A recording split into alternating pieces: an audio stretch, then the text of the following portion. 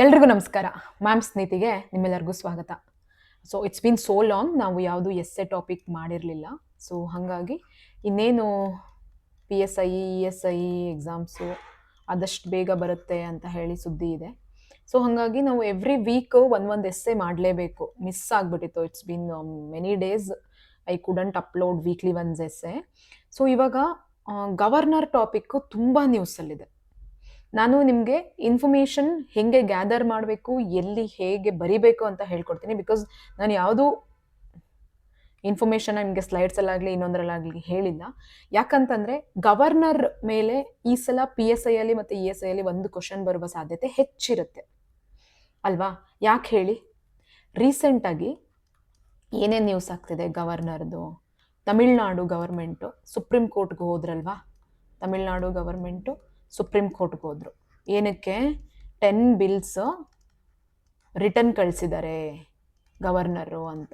ಮತ್ತು ಇನ್ನೊಂದು ಏನಂತಂದರೆ, ಒಂದು ಟೈಮ್ ಲೈನ್ ಕೊಡಿ ಒಂದು ಟೈಮ್ ಲೈನ್ ಕೊಡಿ, ಇಷ್ಟರೊಳಗೆ ಅದನ್ನು ವಿಟೋ ಪವರ್ ಯೂಸ್ ಮಾಡದೆ ಅವರು ಇಷ್ಟು ವಿತಿನ್ ಸರ್ಟೈನ್ ಡೇಸು ಅಥವಾ ಮಂತ್ಸಲ್ಲಿ ಬಿಲ್ನ ರೀಕನ್ಸಿಡರೇಷನ್ನಿಗೆ ಅಥವಾ ರಿಟರ್ನ್ ಮಾಡೋಕ್ಕೆ ಅಥವಾ ಅಸೆಂಟ್ ಕೊಡೋಕ್ಕೆ ಅಂತ ಸುಪ್ರೀಂ ಕೋರ್ಟ್ ಏನಂತ ಒಂದು ತೀರ್ಪನ್ನು ಕೊಡ್ತು ಅಂದರೆ, ವಿತಿನ್ 3 ಮಂತ್ಸ್ ಅಂದರೆ 3 ತಿಂಗಳ ಒಳಗೆ ಒಂದು ಬಿಲ್ಗೆ ಅದನ್ನ ಅಸೆಂಟ್ ಕೊಡ್ತಿರೋ ಅಥವಾ ರಿಜೆಕ್ಟ್ ಮಾಡ್ತಿರೋ ಅಥವಾ ರೀಕನ್ಸಿಡರೇಷನಿಗೆ ಕಳಿಸ್ತಿರೋ ಅಥವಾ ಪ್ರೆಸಿಡೆಂಟಿಗೆ ಕಳಿಸ್ತಿರೋ 3 ತಿಂಗಳಲ್ಲಿ. ಬಟ್ ಅದಾದಮೇಲೆ ಸುಪ್ರೀಂ ಕೋರ್ಟು ಟರ್ನ ತಗೊಳ್ತು ಬೆಂಚಲ್ಲಿ, ಕಾನ್ಸ್ಟಿಟ್ಯೂಷನ್ ಬೆಂಚಲ್ಲಿ. ಯಾಕಂತಂದರೆ ಜುಡಿಷಿಯರಿ ಎಕ್ಸಿಕ್ಯೂಟರಿಗೆ ಯಾವುದೇ ರೀತಿಯಾದಂತಹ ಈ ಥರ ಒಂದು ಟೈಮ್ ಲೈನ್ನ ಕೊಡೋ ಹಂಗಿಲ್ಲ ಅಂತ. ಬಟ್ ಅಲ್ಲೊಂದು ವರ್ಡ್ ಯೂಸ್ ಆಯಿತು, ಆ್ಯಸ್ ಸೂನ್ ಆ್ಯಸ್ ಪಾಸಿಬಲ್. ಅಂದರೆ ಆದಷ್ಟು ಬೇಗ ಕೊಡಿ, ಅಸೆಂಟ್ ಕೊಡಿ, ಅಥವಾ ರೀಕನ್ಸಿಡರೇಷನಿಗೆ ಕಳಿಸಿ ಅಥವಾ ಪ್ರೆಸಿಡೆಂಟಿಗೆ ಕಳಿಸಿ ಅಂತ ಹೇಳಿದರು. ಸೊ ಈ ಥರ ಇರುವಾಗ ಏನಾಗುತ್ತೆ ಅಂತ ಅಂದರೆ, governor should not act as a agent of the central government. ಗವರ್ನರ್ಗೆ ಅವ್ರದ್ದೇ ಆದಂತಹ ಒಂದು ಸ್ಥಾನ ಇರುತ್ತಲ್ವಾ ಸ್ಟೇಟ್ ಗವರ್ಮೆಂಟಲ್ಲಿ. ಗವರ್ನರ್ ಬಿಲ್ ಇಲ್ದೇ, ಗವರ್ನರ್ದು ಸೈನ್ ಇಲ್ದೇ ಯಾವ ಬಿಲ್ ಕೂಡ ಆ್ಯಕ್ಟ್ ಆಗೋದಿಲ್ಲ. ಅಂದರೆ ನಮ್ಮದು ಕಂಪ್ಲೀಟ್ ಯೂನಿಟರಿನೂ ಇಲ್ಲ, ಕಂಪ್ಲೀಟ್ ಫೆಡ್ರಲ್ಲೂ ಇಲ್ಲ, ಕ್ವಾಸಿ ಫೆಡ್ರಲ್ ಇರೋದ್ರಿಂದ ಸ್ಟೇಟ್ ಗವರ್ಮೆಂಟ್ಗೆ ಅವ್ರದ್ದೇ ಆದಂತಹ ಲಿಸ್ಟ್ ಇದೆ. ಆ ಲಿಸ್ಟನ್ನ ಅವರು ಬಿಲ್ ಆ್ಯಕ್ಟ್ ಮಾಡ್ಕೊಬೋದು. ಆ ಆ್ಯಕ್ಟು, ಆ ಬಿಲ್ಲು ಅಥವಾ ಏನೇ ಪ್ರಪೋಸ್ ಮಾಡಿರೋ ಬಿಲ್ ಆ್ಯಕ್ಟ್ ಆಗಬೇಕಂದ್ರೆ ಗವರ್ನರ್ದು ಒಂದು ಸಹಿ ಬೇಕಾಗುತ್ತೆ. ಆ ಟೈಮಲ್ಲಿ ಗವರ್ನರು ನಾನು ಮಾಡೋದಿಲ್ಲ ಅಂತ ಅಂದರೆ ಹೇಗೆ? ಸೊ ಇವಾಗ ನಾವು ಗವರ್ನರ್ದು ಬೇಸಿಕ್ ನೋಡ್ತಾ ಹೋಗೋಣ. ಇದಾದಮೇಲೆ ನೀವು ಇಲ್ಲಿ ಏನೇನು ಇಂಪಾರ್ಟೆಂಟ್ ಆಗುತ್ತೆ ಅಂದರೆ, ಇದು ಗವರ್ನರ್ ಅಂತ ಒಂದು ಎಸ್ಸೆ ಬಂದಾಗ ಫಸ್ಟ್ ನಿಮಗೆ ಗವರ್ನರ್ದು ಡಿಸ್ಕ್ರಿಷನರಿ ಪವರ್ ಗೊತ್ತಿರಬೇಕು. ಈ ಡಿಸ್ಕ್ರಿಷನರಿ ಪವರ್ ಹೇಗೆ ಮಿಸ್ಯೂಸ್ ಆಯಿತು ಅನ್ನೋದನ್ನು ನೀವು ಬರಿಬೇಕು. ದೆನ್ ಕಾನ್ಸ್ಟಿಟ್ಯೂಷನಲ್ ಪವರ್ ಗೊತ್ತಿರಬೇಕು. ಈ ಕಾನ್ಸ್ಟಿಟ್ಯೂಷನಲ್ ಪವರ್ ಹೇಗೆ ಮಿಸ್ಯೂಸ್ ಆಯಿತು ಅಂತ ಗೊತ್ತಿರಬೇಕು. ಈಗ ಆಗ್ತಿರೋ ಸಿಚುವೇಶನ್ಗೆ, ಫೆಡ್ರಲ್ ಸಿಸ್ಟಮಿಗೆ ಹೇಗೆ ಇಂಪ್ಯಾಕ್ಟ್ ಆಗ್ತಿದೆ. ಇದಾದಮೇಲೆ governor not a agent or represent of the central government, but how governor is acting as a agent, ಇದು ಗೊತ್ತಿರಬೇಕು. ದೆನ್ನು ಗವರ್ನರ್ದು ಎಕ್ಸಿಕ್ಯೂಟಿವ್ ಪವರ್ ಇದು ಜಸ್ಟ್ ನೀವು ಮೆನ್ಷನ್ ಮಾಡಿದ್ರು ಸಾಕು. ಯಾಕೆಂದರೆ ಇದರಲ್ಲಿ ಏನು ಅಂತ ತೀರಾ ಕಾನ್ಫ್ಲಿಕ್ಟ್ ಆಗೋದಿಲ್ಲ. ಯಾಕಂದರೆ ದೇ ಹ್ಯಾಸ್ ಟು ಒಂದು ಮಾಹಿತಿನ ಅವರು ಸ್ಟೇಟ್ ಗೌರ್ಮೆಂಟ್ಗೆ ಕೊಟ್ಟಿರಬೇಕು. ಬಟ್ ಮೇಜರ್ಲಿ ಮಿಸ್ಯೂಸ್ ಆಗ್ತಿರೋದು ಡಿಸ್ಕ್ರಿಷನರಿ ಪವರು, ಕಾನ್ಸ್ಟಿಟ್ಯೂಷನಲ್ ಪವರು ಮತ್ತು ಗವರ್ನರ್ ಹೇಗೆ ಸೆಂಟರ್ದು ಏಜೆಂಟ್ ಆಗಿ ವರ್ಕ್ ಮಾಡ್ತಿದ್ದಾರೆ. ಇವಾಗ ಡಿಸ್ಕ್ರಿಷನರಿ ಪವರು ಯಾವ ಗೌರ್ಮೆಂಟಲ್ಲಿ ಎಲ್ಲೆಲ್ಲಿ ಮಿಸ್ಯೂಸ್ ಆಯಿತು ಅಂತ ನೋಡ್ಕೋಣ. ಡಿಸ್ಕ್ರಿಷನರಿ ಪವರ್ ಏನು ಅಂತ ಅಂದರೆ ಗವರ್ನರ್ದು ನೋಡಿ, ಇದನ್ನು ನಾನು ಬೇಸಿಕ್ ನಿಮ್ಗೆ ಹೇಳ್ಕೊಡ್ತಿದ್ದೀನಿ. ನಿಮ್ಮ ಜವಾಬ್ದಾರಿ ಏನು ಅಂದರೆ, ಈ ವಿಡಿಯೋ ನೋಡಿದ ತಕ್ಷಣವೇ ಹೋಗಿ ಕಾನ್ಸ್ಟಿಟ್ಯೂಷನ್ ಬುಕ್ಕಲ್ಲಿ ಗವರ್ನರ್ನ ಓದಿ, ಅದ್ರ ಜೊತೆಗೆ ಗವರ್ನರ್ ರಿಲೇಟೆಡ್ ನ್ಯೂಸ್ ಅಂತ ಹೇಳಿ ಗೂಗಲಲ್ಲಿ ಹೊಡೆದು ಮಾಹಿತಿ ಕಲೆ ಹಾಕಿ then you have to write a essay. Discretionary power ಎಲ್ಲೆಲ್ಲಿ ಮಿಸ್ಯೂಸ್ ಆಗಿದೆ ಅಂದರೆ, ಗೋವಾ ಎಲೆಕ್ಷನ್ನಲ್ಲಿ ಕಾಂಗ್ರೆಸ್ ಸಿಂಗಲ್ ಲಾರ್ಜೆಸ್ಟ್ ಪಾರ್ಟಿಯಾಗಿ ಹೊರಹೊಮ್ಮಿತ್ತು. ಆದರೆ ಅಲ್ಲಿ ಗವರ್ನರ್ ಏನು ಮಾಡಿದ್ರು ಗೊತ್ತಾ? BJPಗೆ ಬಿಜೆಪಿಗೆ ಇದು ಮಾಡಿ ಮಂತ್ರಿಮಂಡಲವನ್ನು ರಚಿಸಿ ಅಂತ ಹೇಳಿದರು. ಇಲ್ಲಿ ಯಾವ ರೀತಿ ಇದೆ ಒಂದು ಡಿಸ್ಕ್ರಿಷನರಿ ಪವರ್ ಅಂದರೆ, ಗವರ್ನರು ಯಾವ ಒಂದು ಪಾರ್ಟಿಯೂ ಕೂಡ ಸಿಂಗಲ್ ಲಾರ್ಜೆಸ್ಟ್ ಇಲ್ಲದೆ ಒಂದು ಅಂದರೆ ಸಿಂಗಲ್ ಲಾರ್ಜೆಸ್ಟ್ ಅಲ್ಲ,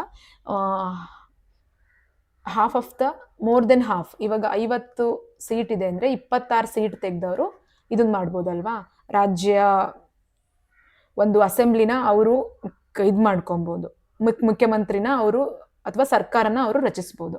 ಬಟ್ ಆದರೆ ಇಲ್ಲಿ ಕಾಂಗ್ರೆಸ್ ಕಂಪ್ಲೀಟ್ ಆಗಿ 26 ಸೀಟ್, ಇದು ಎಕ್ಸಾಂಪಲ್, ಗೆದ್ದಿರದೇ ಇದ್ರು ಕೂಡ ಸಿಂಗಲ್ ಲಾರ್ಜೆಸ್ಟ್ ಆಗಿತ್ತು. ಸೊ ಸಿಂಗಲ್ ಲಾರ್ಜೆಸ್ಟ್ ಪಾರ್ಟಿಗೆ ಫಸ್ಟ್ ಡಿಸ್ಕ್ರಿಷನರಿ ಪವರ್ ಅಲ್ಲೂ ಕೂಡ ಸಿಂಗಲ್ ಲಾರ್ಜೆಸ್ಟ್, ಇವಾಗ ಅವ್ರ ಹತ್ರ 24 ಸೀಟ್ ಇರುತ್ತೆ ಅನ್ಕೊಂಡ್ರೆ ಫಸ್ಟ್ ಕಾಂಗ್ರೆಸ್ಸಿಗೆ ಕೊಡಬೇಕು, ನೀವು ಮಂತ್ರಿಮಂಡಲ ರಚಿಸಿ ಅಥವಾ ಸರ್ಕಾರ ರಚಿಸಿ ಅಂತ. ಬಟ್ ಇಲ್ಲಿ ಗವರ್ನರ್ ಏನ್ ಮಾಡಿದ್ರು, ಬಿಜೆಪಿ ಅವರಿಗೆ ಆಫರ್ ಮಾಡಿದ್ರು ಕೊಲಿಷನ್ ಗವರ್ಮೆಂಟ್ ನ ರಚಿಸಿ ಅಂತ. ಇದು ಗವರ್ನರ್ದು ಫೇಲ್ಯೂರ್, ಡಿಸ್ಕ್ರಿಷನರಿ ಪವರ್ನ ಮಿಸ್ಯೂಸ್ ಮಾಡ್ಕೊಂಡಿದ್ದು. ಆ ಒಂದು ಮಿಸ್ಯೂಸ್ ಮಾಡ್ಕೊಂಡಿದ್ರೆ ಫೆಡರಲ್ ಸಿಸ್ಟಮಿಗೆ ಹೆಂಗೆ ಇಂಪ್ಯಾಕ್ಟ್ ಆಗುತ್ತೆ ನೀವು ಬರಿಬೇಕು. ನಮ್ದು ಇಂಡಿಯಾ ಏನಿದೆ ಫೆಡರಲ್ ಸಿಸ್ಟಮ್ ಇದೆ, ಅಂದ್ರೆ ಸ್ಟೇಟ್ ಗವರ್ಮೆಂಟು ಅದ್ರ ಪಾಡಿಗೆ ಅದು ವರ್ಕ್ ಮಾಡುತ್ತೆ, ಸೆಂಟ್ರಲ್ ಗವರ್ಮೆಂಟು ಅದ್ರ ಪಾಡಿಗೆ ಅದು ಕೆಲವು ವಿಚಾರಗಳಲ್ಲಿ, ಬಟ್ ಇನ್ನ ಕೆಲವು ವಿಚಾರಗಳಲ್ಲಿ ಎರಡು ಕಂಬೈನ್ಡ್ ಆಗಿ ಸ್ಟೇಟ್ ಗವರ್ಮೆಂಟು ಸೆಂಟ್ರಲ್ ಗವರ್ಮೆಂಟ್ದು ಈ ಇನ್ಫಾರ್ಮೇಶನ್ ತಗೊಳುತ್ತೆ ಅಥವಾ ಸಜೆಷನ್ ತಗೊಳುತ್ತೆ. ಹಿಂಗಿರುವಾಗ ಗವರ್ನರ್ ಸ್ಟೇಟ್ ಗವರ್ಮೆಂಟಿಗೆ ಅವರಿಗೆ ಒಂದು ಸರ್ಕಾರವನ್ನು ರಚನೆ ಮಾಡುವಂತಹ ಒಂದು ಅವಕಾಶವನ್ನು ಕೊಡದೇ ಇದ್ದಾಗ ಇಲ್ಲಿ ಏನಾಗುತ್ತದೆ ಅಂತಂದ್ರೆ ಗವರ್ನರು ಅವರದ್ದು ಪವರ್ನ ಮಿಸ್ಯೂಸ್ ಮಾಡ್ದಂಗೆ ಆಗುತ್ತೆ, ಡಿಸ್ಕ್ರಿಷನರಿ ಪವರ್. ಸೊ ಇದು ಒಂದು. ಇನ್ನೊಂದು ರಾಜಸ್ಥಾನಲ್ಲಿ 1/3 ಹಾರ್ಸ್ ಟ್ರೇಡಿಂಗ್ ಆಯಿತು. ಯಾರು ಕಾಂಗ್ರೆಸ್ MLAಗಳದ್ದು ಹಾರ್ಸ್ ಟ್ರೇಡಿಂಗ್ ಆಗಿ ಅವರೆಲ್ಲ ರಿಸೈನ್ ಮಾಡಿದ್ರು. ಆ ಟೈಮಲ್ಲೂ ಕೂಡ ಗವರ್ನರ್ ಇಂಪಾರ್ಷಿಯಲ್ ಆಗಿ ವರ್ಕ್ ಮಾಡದೆ ಅವರು ಯಾವುದೋ ಒಂದು ಪಾರ್ಟಿಗೆ ಸಪೋರ್ಟ್ ಮಾಡಿದ್ರು. ಇನ್ನು ಮಧ್ಯಪ್ರದೇಶದಲ್ಲೂ ಸೇಮ್ ಹ್ಯಾಪಂಡ್. ಅದಾದ್ಮೇಲೆ ನಿಮ್ಗೆ ಇದು ಕೆಲವು ಬಿಲ್ಸ್ ಅಥವಾ ಕೆಲವು ಆಕ್ಟ್ಸ್ ನ ಪಾಸ್ ಮಾಡುವಾಗ್ಲೂ ಗೊತ್ತೇ ಇದೆ ಹೇಗೆ ಅವರು 365 ಆರ್ಟಿಕಲ್ ನ ಯೂಸ್ ಮಾಡಿ ಗವರ್ನರ್ ರೂಲ್ ಅಥವಾ ಸ್ಟೇಟ್ ಎಮರ್ಜೆನ್ಸಿನ ತರ್ತಾರೆ ಅಂತ. ಇದೆಲ್ಲವೂ ಕೂಡ ಎಲ್ಲಿ ಅಂದ್ರೆ ಅವರು ಡಿಸ್ಕ್ರಿಷನರಿ ಪವರ್ನ ಯೂಸ್ ಮಾಡಿ ಸ್ಟೇಟ್ನ ತಮ್ಮ ಕಂಟ್ರೋಲಿಗೆ ತಗೊಳ್ಳುವಂತಹದ್ದು. ಇದನ್ನ ನೀವು ಎಕ್ಸಾಂಪಲ್ ಸಮೇತ ಬರಿಬೇಕು. This is the discretionary power misusing. ಇದು ಹೇಗೆ ಫೆಡರಲ್ ಇಂಪ್ಯಾಕ್ಟ್ ಆಗುತ್ತೆ ಅನ್ನೋದು ನಾನು ಹೇಳಿದ್ದೀನಿ. ಇನ್ನು ಕಾನ್ಸ್ಟಿಟ್ಯೂಷನಲ್ ಪವರ್ ವಿಟೋ ಪವರ್ ಇದೆ, ಅಬ್ಸಲ್ಯೂಟ್ ವಿಟೋ ಪವರ್ ಇದೆ. ಅಂದ್ರೆ ಗವರ್ನರ್ ಅವರಿಗೊಂದು ಟೈಮ್ ಲಿಮಿಟ್ ಇಲ್ಲ, ಗವರ್ನರ್ಗೆ ಟೈಮ್ ಲಿಮಿಟ್ ಇಲ್ಲ. ಏನಕ್ಕೆ ಹೇಳಿ, ಇದು ಕಾನ್ಸ್ಟಿಟ್ಯೂಷನಲ್ ಪವರ್ನ ಮಿಸ್ಯೂಸ್ ಮಾಡ್ಕೊಳ್ಳೋದು. ಟೈಮ್ ಲಿಮಿಟ್ ಇಲ್ಲ, ಯಾವುದಾದ್ರೂ ಒಂದು ಬಿಲ್ಗೆ ಅಸೆಂಟ್ ಕೊಡಕ್ಕೆ ಅಥವಾ ರೀಕನ್ಸಿಡರೇಷನ್ ಕೊಡಕ್ಕೆ ಒಂದು ಟೈಮ್ ಬೌಂಡ್ ಇಲ್ಲ. ಈ 3 ತಿಂಗಳಲ್ಲೇ ಕೊಡಬೇಕು, 4 ತಿಂಗಳಲ್ಲೇ ಕೊಡ್ಬೇಕಂತ. ಅದರಿಂದ ಅವ್ರು ಏನ್ ಮಾಡ್ತಾರೆ ಹೇಳಿ, ಟೈಮ್ನ ಎಕ್ಸ್ಟ್ರಾ ಮಾಡ್ತಾ ಹೋಗ್ತಾರೆ, ಅಥವಾ ಹಂಗೆ ಅದ್ರ ಅಬ್ಸಲ್ಯೂಟ್ ವಿಟೋನ ಯೂಸ್ ಮಾಡಿಕೊಂಡು they keep as it is, ಹಾಗೆ ಇಟ್ಬಿಡ್ತಾರೆ. ಆ ಬಿಲ್ಲು ಅಲ್ಲೇ ಅದು ಸುಮಾರು ವರ್ಷಗಳಾದ್ಮೇಲೆ ಮರ್ತೇ ಹೋಗುತ್ತೆ, ಇಲ್ಲ ಅಂತ ಅಂದ್ರೆ ಇಶ್ಯೂ ಆಗುತ್ತೆ. ನಿಮಗೆ ಗೊತ್ತೇ ಇದೆ, ಈಗ 56% ಕರ್ನಾಟಕದಲ್ಲಿ ನಡೀತಿರುವಂತಹ ರಿಸರ್ವೇಶನ್ ಇಶ್ಯೂ ಕೂಡ ಅದು ಆಕ್ಟ್ ಆಗಿಲ್ಲ, ಅದು ಗೆಜೆಟೆಡ್ ಬುಕ್ಕಲ್ಲಿ ಹೋಗೇ ಇಲ್ಲ. ಆಲ್ರೆಡಿ ಅದನ್ನ ಗವರ್ಮೆಂಟ್ ಇಂಪ್ಲಿಮೆಂಟ್ ಮಾಡಿದೆ. ಈ ತರ ಎಲ್ಲ ಬ್ಲಂಡರ್ ಆಗುವಂತ ಸಾಧ್ಯತೆಗಳು, ಗವರ್ನರ್ ಅವರು ಯಾವಾಗ ಬಿಲ್ಗೆ ಅಸೆಂಟ್ ಕೊಡೋದಿಲ್ಲ ಅಥವಾ ರೀಕನ್ಸಿಡರೇಷನ್ ಕೊಡೋದಿಲ್ಲ ಅಥವಾ ಪ್ರೆಸಿಡೆಂಟ್ಗೆ ರೀಕನ್ಸಿಡರೇಷನ್ ಕೊಡೋದಿಲ್ಲ ಅಂತ ಸಿಚುವೇಶನ್ ಅಲ್ಲಿ ಇದೆಲ್ಲ ಆಗುವಂತ ಸಾಧ್ಯತೆ ಹೆಚ್ಚಿರುತ್ತೆ. ಸೊ ಹಂಗಾಗಿ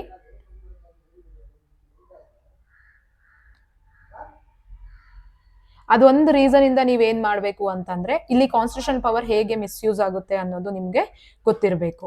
ಅದಾದ ನೆಕ್ಸ್ಟ್ ನಿಮ್ಗೆ ಆರ್ಟಿಕಲ್ 200 and 201 ಬಗ್ಗೆನೂ ಸ್ವಲ್ಪ ನಿಮ್ಗೆ ನಾಲೆಡ್ಜ್ ಇರಬೇಕು. ಯಾಕಂತಂದ್ರೆ ಆರ್ಟಿಕಲ್ 200 ನ ಎಲ್ಲಿ ಯೂಸ್ ಮಾಡ್ತಾರೆ, ಮೇನ್ಲಿ ಒಂದು ಬಿಲ್ ಪ್ರೆಸಿಡೆಂಟ್ ರೀಕನ್ಸಿಡರೇಷನ್ಗೆ ಹೋಗುವಂತ ಸಮಯದಲ್ಲಿ ನಿಮ್ಗೆ ಅದು ಮೇನ್ಲಿ ಈ ಒಂದು ಆರ್ಟಿಕಲ್ ಯೂಸ್ ಆಗುತ್ತೆ.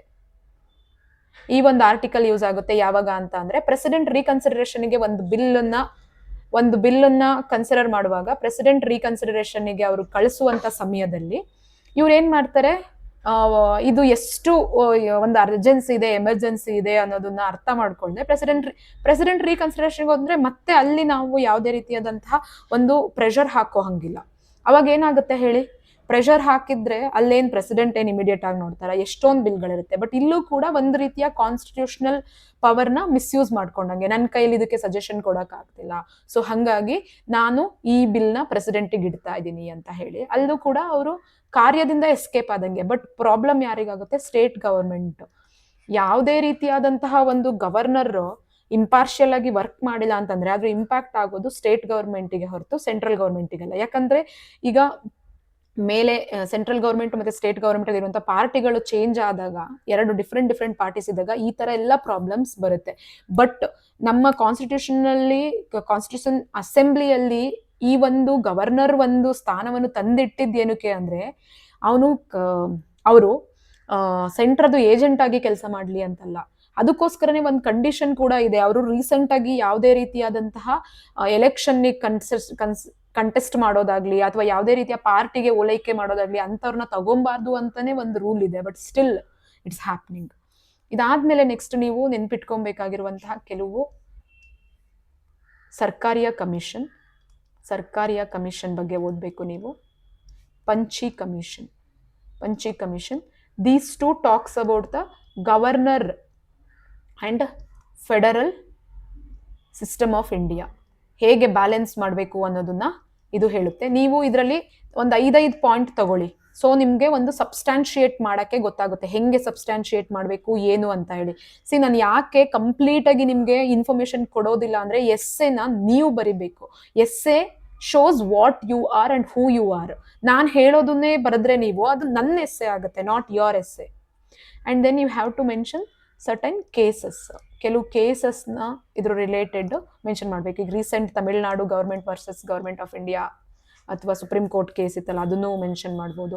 ಕೆಲವು ಕೇಸಸ್ ಬಗ್ಗೆನೂ ನೀವು ಸ್ಟಡಿ ಮಾಡಬೇಕಾಗುತ್ತೆ.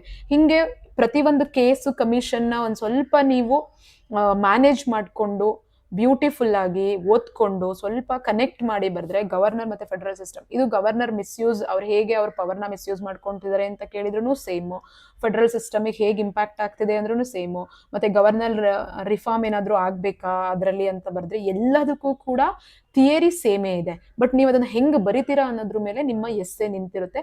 ಸೊ ದಯವಿಟ್ಟು ಈಗ ನಾನು ಏನೇನು ಟಾಪಿಕ್ ಹೇಳಿದ್ದೀನಿ ಅದೆಲ್ಲದ್ರ ಮೇಲೆ ನೀವು ಫಸ್ಟು ವರ್ಕ್ ಮಾಡಿ ಎಸ್ಸೆ ಬರೆದು ಮ್ಯಾಮ್ಸ್ ನೀತಿ ಟೆಲಿಗ್ರಾಮ್ ಚಾನಲ್ ಕಳಿಸಿ. ಟೈಮ್ ಸಿಕ್ತಾಗ ನಾನು ಅದನ್ನು ಇವ್ಯಾಲ್ಯುವೇಟ್ ಮಾಡಿಕೊಡ್ತೀನಿ. So I will try to upload 1 essay ಈ ಥರ ಜಿಸ್ಟ್ ಆಫ್ ದಿ ಎಸ್ಸೇಸ್. ಯಾಕಂತಂದರೆ ಫ್ಯೂಚರಲ್ಲಿ ಒಂದು ಪ್ಲ್ಯಾನ್ ಕೂಡ ಇದೆ, ಪೇಪರ್ 1ಗೆ ಒಂದು ಸಪ್ರೇಟ್ ಒಂದು ವರ್ಕ್ ಬುಕ್ ಥರ ಮಾಡಿ ಕೊಡೋಣ ಸ್ಟೂಡೆಂಟ್ಸಿಗೆ ಅಂತ. Will see how it works. ಎಲ್ಲ ಚೆನ್ನಾಗಿ ಹೋದರೆ ನಿಮ್ಮದು ನೋಟಿಫಿಕೇಶನ್ ಆಗಸ್ಟ್ರೊಳಗೆ we will give you that work book kind, so that ನೀವು ಅದಕ್ಕೆ ವರ್ಕ್ ಮಾಡ್ಕೊಬೋದು ಅಂತ. ಬಟ್ ಅದಕ್ಕಿಂತ ಮುಂಚೆ ಯಾವ್ಯಾವುದು ಎಸ್ಸೇಸ್ ನಾನು ಅಪ್ಲೋಡ್ ಮಾಡ್ತೀನಿ, ದಯವಿಟ್ಟು ಅದನ್ನೆಲ್ಲ ಬರೆಯೋಕ್ಕೆ ಟ್ರೈ ಮಾಡಿ. Thank you one and all. That's all for the day.